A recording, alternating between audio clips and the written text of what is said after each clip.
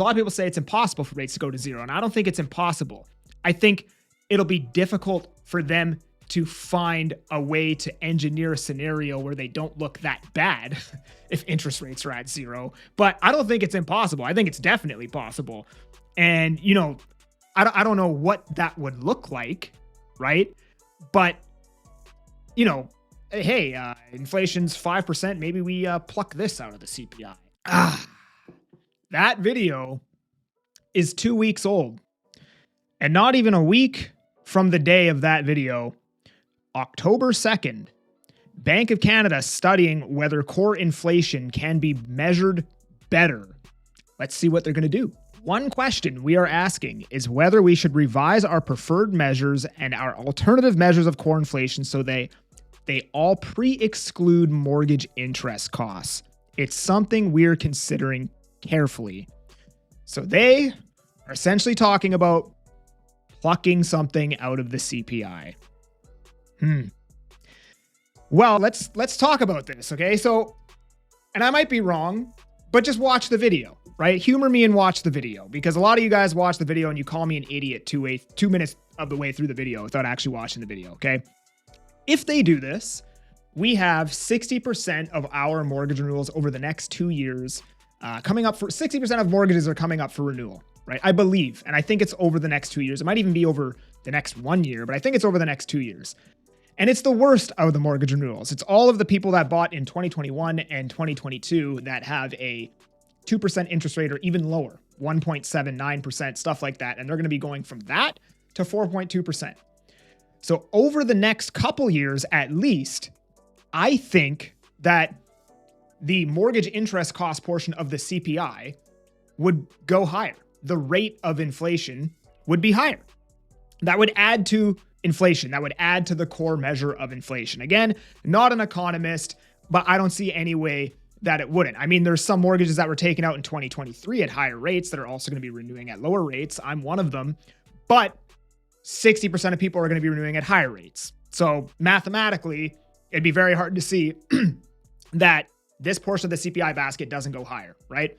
Now, you can make the argument that in a couple years, once everybody's renewed and everybody's at these interest rates and the rates are lower, this might actually cause inflation to go down and register lower, right? And maybe they're taking it out because it's going to make inflation go lower. But that's also assuming that the prices are the same by the time we get there. Because if the prices are higher and people are buying a home with a bigger mortgage balance, well, they're going to be paying more interest, right?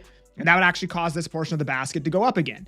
And I mean, over history, over like the last, 40 years, aside for a couple years in the 90s, this part of the CPI basket would be inflationary because the prices have pretty much done nothing but go up. Even if the interest rates are going down, the prices were going up. Mortgage payments are, 4 times higher than they were in the early 2000s. And listen, if I'm the central bank and my core mandate, the only reason why I exist is to keep prices stable and inflation low, wouldn't I want to err on the side of safety?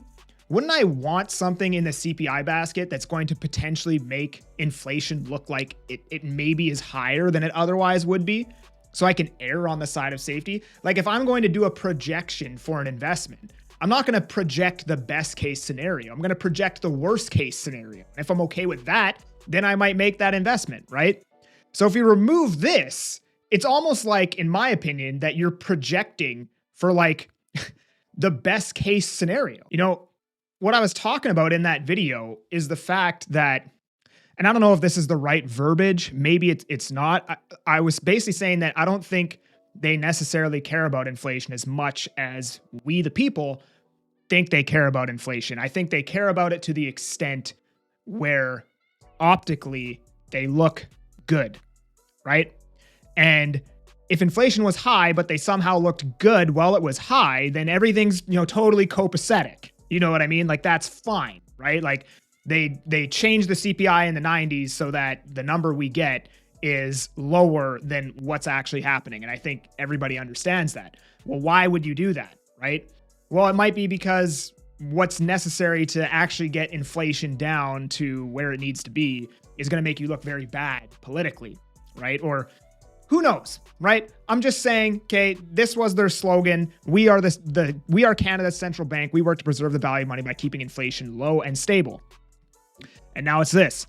More than a bank, we are the central bank of Canada. So they removed inflation out of the slogan, like kind of disassociating with that word, right? And now they're doing pretty much exactly what I said they were going to do 2 weeks ago, which is freaking hilarious. They are talking about taking something out of the CPI, and I think they're doing it because they are likely going to lower interest rates.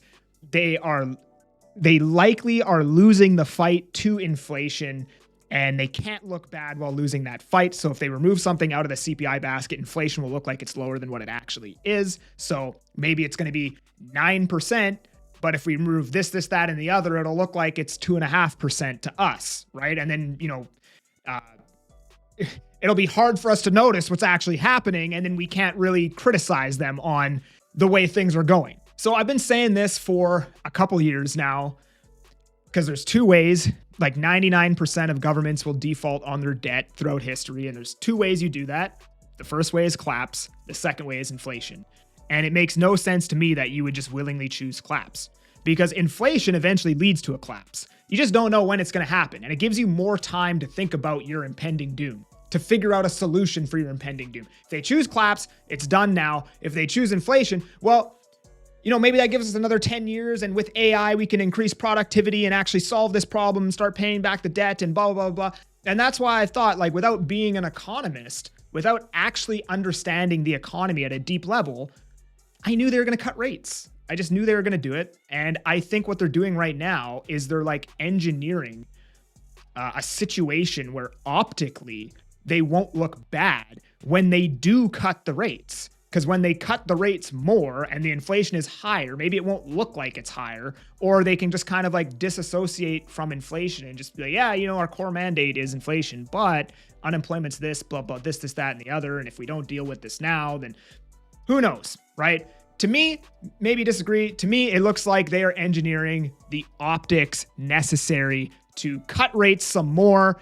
And that's kind of been my stance the whole time, that the rates were going to come down, and it looks like they're going to come down some more. They're probably going to cut at the end of the month here in October, and we're probably going to get a couple more cuts, would be my guess. But again, I'm a plumber and a Fraser Valley realtor, so I could be completely wrong. Do not make any decisions based on what I'm talking about in this video.